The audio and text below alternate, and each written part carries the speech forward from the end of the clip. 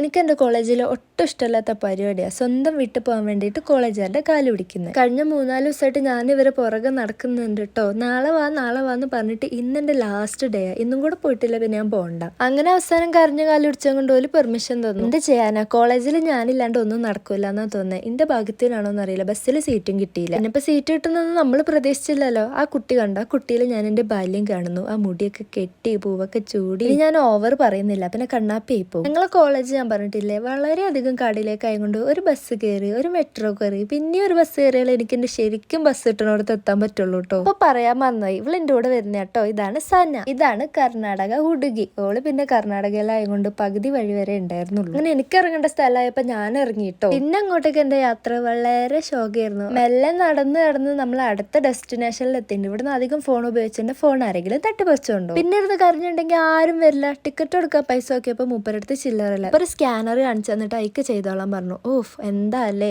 Hi tech.